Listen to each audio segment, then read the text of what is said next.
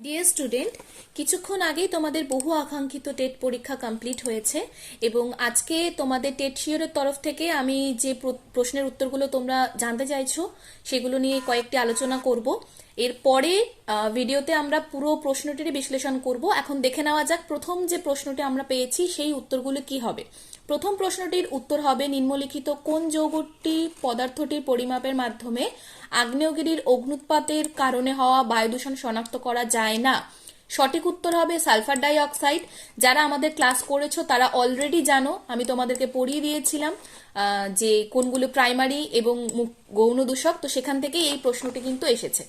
দ্বিতীয় উত্তর সেকেন্ড প্রশ্নতে আমরা চলে যাচ্ছি, যেটি হচ্ছে মাইক্রোপ্লাস্টিক সম্পর্কিত দিয়েছে। তোমাদেরকে আমি ট্রিক্স বলে দিয়েছিলাম যে যেটি সঠিক নয় অবশ্যই, তাহলে সেই মতো আমাদের উত্তর হয়ে যাবে অপশন ডি, অর্থাৎ মাইক্রোপ্লাস্টিক হলো সহজ জৈব বিয়োজ্য বস্তু, এটি সঠিক নয়।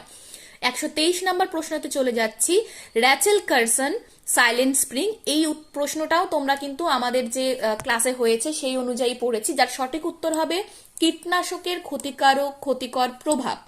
124 নাম্বার চলে যাচ্ছি, 21তম কপ কনফারেন্স অফ পার্টিস, যার সঠিক উত্তর হবে যেটি প্যারিসে হয়েছিল 2015 সালে।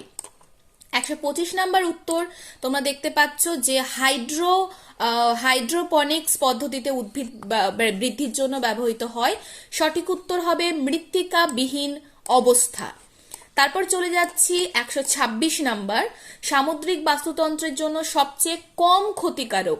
এখানে বুঝতেই পারছো সঠিক উত্তর হবে বায়ুর গুণমান সূচকের পরিবর্তন, যেটি সব থেকে কম ক্ষতিকারক। তারপর আমরা চলে যাচ্ছি 127 নম্বর প্রশ্ন, যেখানে তোমরা দেখতে পারবে পাইরেলাইটিক সেলফিশ বিষক্রিয়া। সঠিক উত্তর হবে স্যাক্সিটক্সিন।